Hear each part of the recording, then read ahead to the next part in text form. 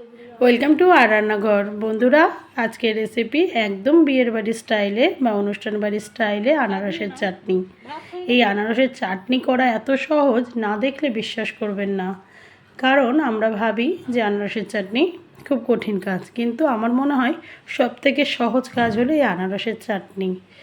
বাড়িতে তো আনারস আনাই হচ্ছে, এবং সব আনারস শুধু খেতে ভালো লাগে না, একটু চাটনি করে যদি খান আপনি অনেক দিন রেখেও খেতে পারবেন। আজকে আনারসটা কাটা আপনাদের দেখালাম না, গ্রেট করা থেকে দেখাচ্ছি, কারণ সময়ের অভাব। আমি অর্ধেক আনারস গ্রেট করে নিয়েছি। এবার ওভেনটা জ্বালিয়ে আনারসটা দিয়ে দিলাম। হাফ চামচ মতো দিলাম বিট লবণ, আর সাধারণ লবণ দিলাম হাফ চামচ। দু রকম লবণ দিয়ে একটু বয়েল হওয়ার জন্য রাখবো। বয়েল যখন হচ্ছে ঠিক সেই সময় বেশ কিছুটা কাজু আর কিশমিশ দিয়ে দেব।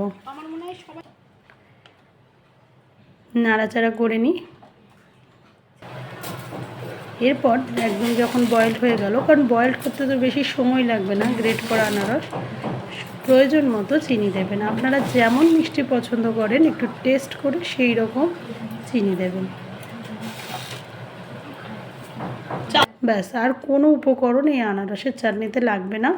এবার শুধু নেড়ে যাবেন, আস্তে আস্তে নাড়তে নাড়তে দেখবেন একদম ঘন হয়ে গেছে। এই যে যেমন দেখুন লাল লাল হয়ে গেছে, একটু ঘন হয়ে গেছে, তখনই বুঝতে পারবেন যে আনারসের চাটনি আপনার রেডি। দেখুন আমার আনারসের চাটনি হয়ে গেছে, তার মানে বুঝতে পারছেন যে কত সহজে হয়ে যাবে এবং কোনো ঝামেলা ছাড়া।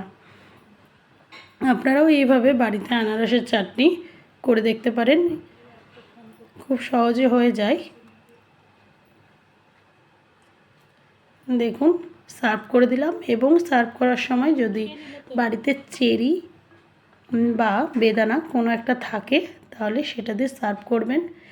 দেখতে এত সুন্দর লাগবে। আমার বাড়িতে বেদানা ছিল, ছেলে মেয়ে খায়, সেই বেদানা দিয়ে আমি সার্ভ করে দিলাম। আপনারা এইভাবে করে দেখুন, ভালো থাকবেন, সুস্থ থাকবেন। আর আমার রেসিপিগুলো খুব সহজ, সাধারণ, কোনো ডুপ্লিসিটি নেই।